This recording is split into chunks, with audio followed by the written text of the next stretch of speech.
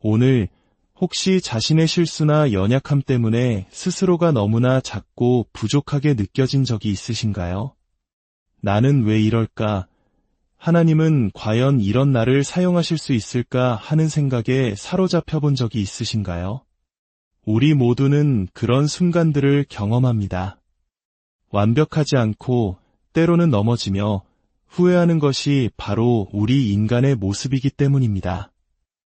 오늘 이야기는 바로 그런 우리를 위한 위로와 희망의 메시지입니다. 우리는 성경 속 위대한 신앙의 영웅들을 떠올릴 때 그들의 완벽하고 거룩한 모습만을 상상하곤 합니다. 하지만 성경은 그들의 인간적인 약점과 실패 또한 숨기지 않고 우리에게 보여줍니다. 오늘 우리는 그 중에서도 가장 인간적이면서도 가장 위대했던 한 사람, 바로 예수님의 수제자 베드로의 삶을 깊이 들여다보려 합니다. 그의 삶을 통해 하나님께서 어떻게 우리의 연약함 속에서 당신의 신성한 능력을 드러내시는지 함께 발견하게 될 것입니다. 본격적인 이야기에 앞서 잠시 여러분의 마음을 모아주시면 감사하겠습니다. 이 메시지가 여러분의 마음에 깊은 울림을 준다면 구독을 통해 이 영적인 여정에 동행해 주십시오. 그리고 이 말씀이 필요할 또 다른 누군가를 위해 공유를 눌러주시는 것은 하나님의 은혜를 전하는 귀한 씨앗을 심는 일과 같습니다. 이 영상을 통해 하나님의 말씀을 나누는 모든 분들께 주님의 평안과 축복이 가득하기를 기도합니다. 자, 이제 베드로의 이야기 속으로 들어가 보겠습니다. 우리는 모두 인간입니다. 실수를 저지르죠. 하지만 성경은 우리가 그리스도 안에 있을 때 특별한 존재가 된다고 말씀합니다. 세례를 통해 그리스도와 함께 장사되고 새 생명 가운데서 다시 살아나 그리스도의 몸의 일부가 되었다고 말입니다. 우리 안에는 신성한 무언가가 존재하게 된 것입니다. 베드로후서 1장 4절은 이렇게 증언합니다. 이로써 그 보배롭고 지극히 큰 약속을 우리에게 주사 이 약속으로 말미암아 너희가 정욕 때문에 세상에서 썩어질 것을 피하여 신성한 성품에 참여하는 자가 되게 하려 하셨느니라. 그렇습니다. 우리는 하나님의 신성한 성품에 참여하는 자가 되었습니다. 제가 이 시리즈를 통해 여러분께 간절히 전하고 싶은 메시지는 이것입니다. 여러분의 연약함, 약점, 심지어 과거의 죄 때문에 스스로를 하나님의 일에서 제외시키지 마십시오. 사탄이 여러분의 귀에 너 같은 죄인은 안 돼 라고 속삭일 때 단호히 거부하십시오.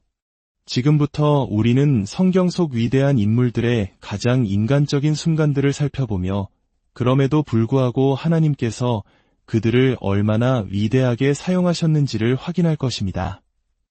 오늘의 주인공은 베드로입니다. 그의 삶은 마치 롤러코스터와 같습니다. 신성한 통찰력으로 빛나는 순간이 있는가 하면 다음 순간에는 어처구니 없는 인간적인 실수로 곤두박질 칩니다. 그의 이야기는 우리에게 큰 웃음과 동시에 깊은 공감을 줍니다.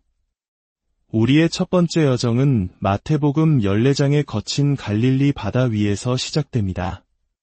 때는 밤사경, 즉 오늘날의 시간으로 새벽 3시에서 6시 사이 가장 깊고 어두운 시간입니다.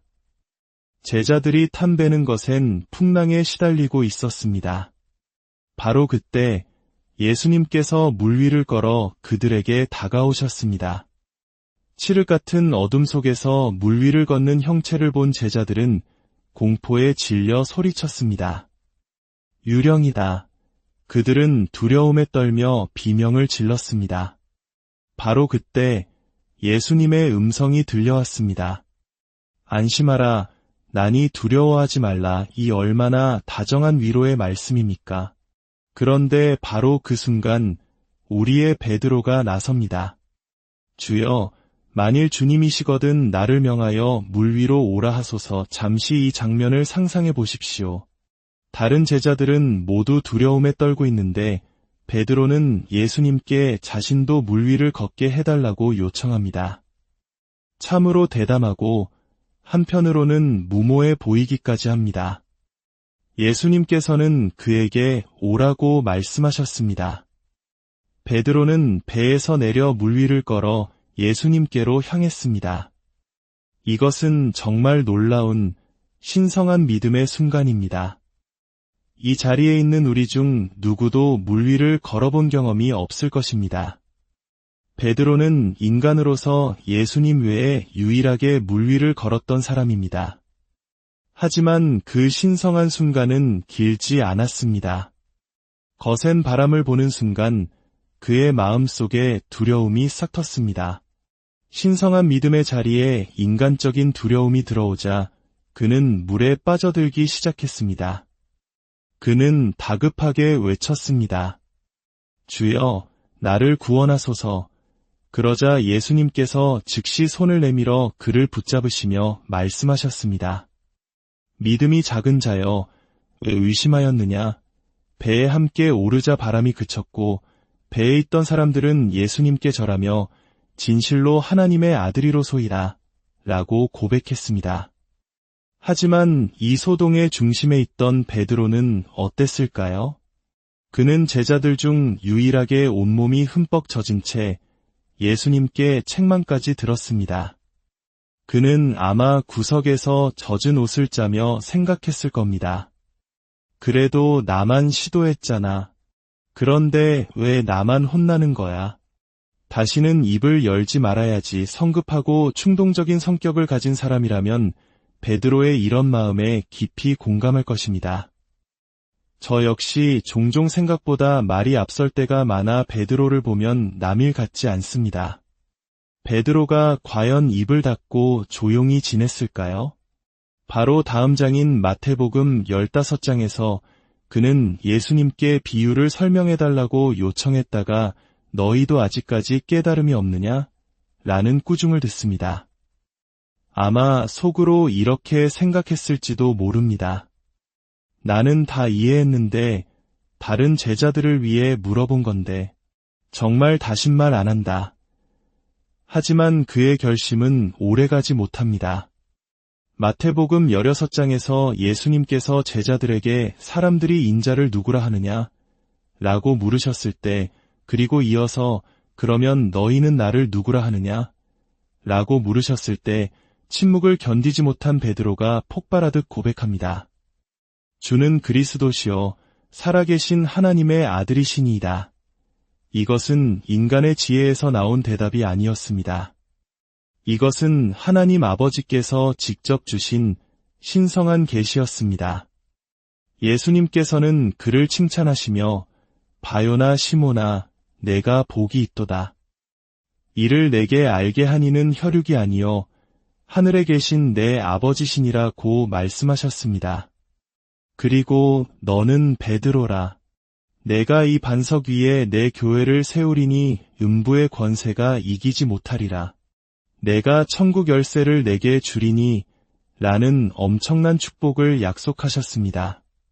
반석, 천국 열쇠. 얼마나 영광스러운 칭호입니까? 베드로는 아마 어깨가 으쓱해졌을 겁니다. 역시 내가 이 그룹의 중심이지. 주님도 나를 알아보시는구나. 그의 인간적인 자만심이 고개를 들기 시작했습니다. 바로 그 직후 예수님께서는 자신이 예루살렘에 올라가 고난을 받고 죽임을 당한 뒤 사흘 만에 살아나야 할 것을 말씀하기 시작하셨습니다. 인류 구원을 위한 가장 위대한 복음의 핵심을 선포하신 것입니다. 그러자 방금 전 반석이라는 칭찬을 들었던 베드로가 어떻게 행동했을까요? 그는 예수님을 붙들고 주여, 그리 마옵소서. 이 일이 결코 주께 미치지 아니하리이다라며 항변했습니다. 감히 예수님을 꾸짖으려 한 것입니다. 그 순간 예수님께서는 돌아서서 베드로에게 무섭게 말씀하셨습니다. 사탄아, 내 뒤로 물러가라. 너는 나를 넘어지게 하는 자로다. 내가 하나님의 일을 생각하지 아니하고 도리어 사람의 일을 생각하는도다. 상상해 보십시오. 몇 분 전에는 반석이라 불렸는데 이제는 사탄이라는 말을 들었습니다. 천국과 지옥을 오가는 기분이었을 겁니다. 신성한 고백을 했던 바로 그 입으로 하나님의 구원 계획을 가로막는 인간적인 생각을 말한 것입니다. 베드로는 아마 큰 충격을 받고 정말 다시는 입을 열지 않겠다고 굳게 다짐했을 겁니다. 그리고 그는 정말로 엿새 동안 침묵을 지켰습니다. 마태복음 17장, 엿새 후에 예수님께서 베드로와 야고보, 요한만을 데리고 높은 산에 오르셨습니다. 그곳에서 예수님의 모습이 변화하셨습니다. 그 얼굴은 해와 같이 빛나고 옷은 빛과 같이 희어졌습니다. 바로 변화산 사건입니다. 예수님의 신성이 그 육체를 뚫고 찬란하게 드러난 순간이었습니다. 그리고 그곳에 수백 년 전에 죽었던 모세와 엘리야가 나타나 예수님과 더불어 말하고 있었습니다. 경이롭고 거룩한 그 순간, 엿새 동안 침묵을 지키던 베드로가 또다시 입을 엽니다. 아무도 그에게 묻지 않았는데 말입니다. 주여, 우리가 여기 있는 것이 좋사오니 만일 주께서 원하시면 내가 여기서 초막셋을 짓되 하나는 주님을 위하여, 하나는 모세를 위하여, 하나는 엘리야를 위하여 하리이다. 이 얼마나 어리석고 인간적인 제안입니까? 그는 지금 하나님의 아들과 율법을 대표하는 모세, 선지자를 대표하는 엘리야를 동급으로 놓고 있는 것입니다. 그 말이 채 끝나기도 전에 호련히 빛난 구름이 그들을 덮으며 구름 속에서 소리가 났습니다. 이는 내 사랑하는 아들이여, 내 기뻐하는 자니 너희는 그의 말을 들으라. 하나님 아버지께서 직접 베드로의 말을 끊고 교통정리를 해주신 것입니다. 베드로야, 지금은 내가 말할 때가 아니다. 내 아들의 말을 들어라. 이처럼 베드로는 거룩한 순간마다 인간적인 말과 행동으로 분위기를 깨고 했습니다. 최후의 만찬 자리에서 예수님께서 제자들의 발을 씻기실 때도 마찬가지였습니다. 종이 주인의 발을 씻기는 것이 당연했던 시대에 주님이신 예수님께서 제자들의 발을 씻기시는 그 겸손하고 성스러운 순간에 베드로는 주여, 주께서 내 발을 씻으시나이까? 라며 거부했습니다. 예수님께서 내가 너를 씻어주지 아니하면 내가 나와 상관이 없느니라 고하시자 이번에는 주여, 내 발뿐 아니라 손과 머리도 씻어 주옵소서라며 극단으로 치닫습니다. 신성함과 인간적인 어리석음 사이를 오가는 그의 모습은 변함이 없습니다. 그리고 그날 밤 예수님께서는 오늘 밤에 너희가 다 나를 버리리라고 예언하셨습니다. 그러자 베드로는 또다시 자신만만하게 대답합니다. 모두 주를 버릴지라도 나는 결코 버리지 않겠나이다. 심지어 내가 주와 함께 죽을지언정 주를 부인하지 않겠나이다. 라고 맹세까지 합니다. 우리도 이런 기도를 한 적이 있지 않습니까? 주님, 다시는 그 죄를 짓지 않겠습니다. 다시는 주님을 실망시켜 드리지 않겠습니다. 그러나 우리는 연약하여 또다시 넘어집니다. 베드로 역시 그랬습니다. 그는 그날 밤 닭이 울기 전에 3번이나 예수님을 모른다고 부인했습니다. 자, 여기서 중요한 질문이 있습니다. 사탄은 왜 그토록 베드로를 노렸을까요? 누가복음 22장에서 예수님은 베드로에게 이렇게 말씀하십니다. 시몬아, 시몬아, 보라.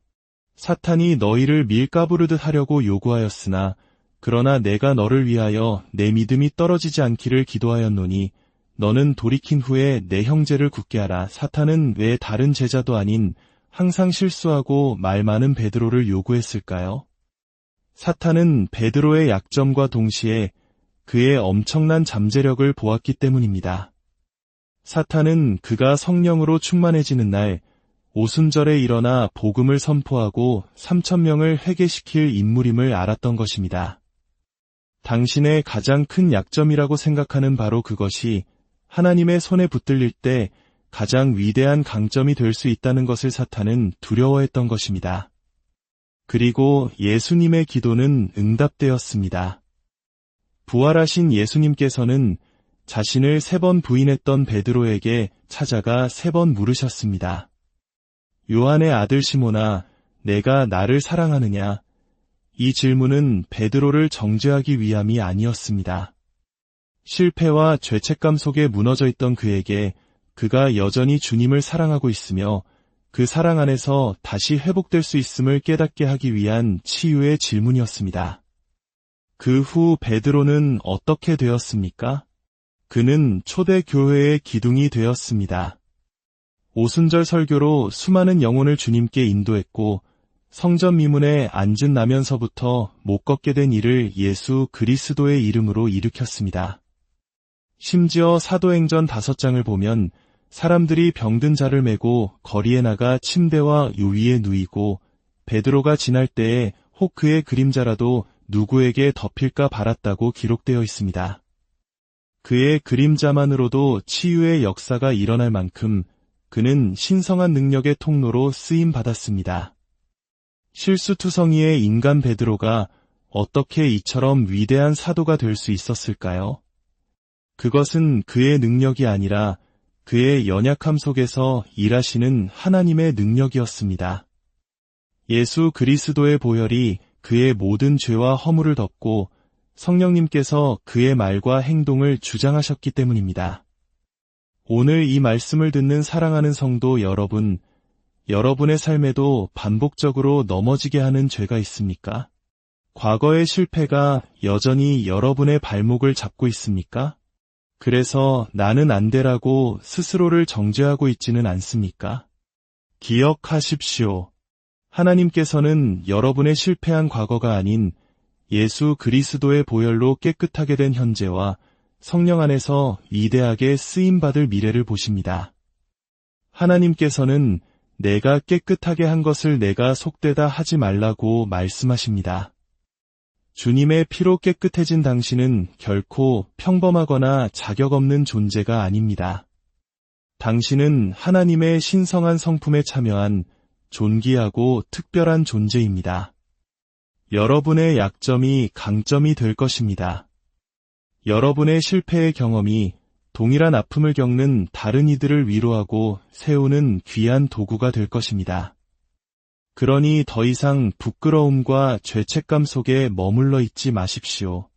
베드로를 다시 일으켜 세우신 주님께서 바로 지금 여러분의 손을 붙잡고 계십니다. 그 손을 붙잡고 다시 일어서십시오. 당신의 인간적인 연약함 속에서 하나님의 신성한 역사가 시작될 것입니다. 함께 기도하겠습니다. 사랑의 하나님 아버지, 오늘 베드로의 삶을 통해 저희의 모습을 봅니다. 주님을 사랑한다고 고백하면서도 순간의 두려움과 인간적인 생각으로 넘어지는 저희의 연약함을 불쌍히 여겨 주옵소서. 그러나 주님, 저희의 실패에도 불구하고 저희를 포기하지 않으시고 예수 그리스도의 보혈로 덮으시며 다시금 일으켜 세워주시는 그 크신 사랑에 감사드립니다. 이제 저희의 약점을 통해 강하게 역사하실 주님을 신뢰합니다. 저희의 삶이, 저희의 말이, 저희의 모든 것이 하나님의 신성한 능력이 머무는 통로가 되게 하여 주옵소서. 예수 그리스도의 이름으로 기도드립니다.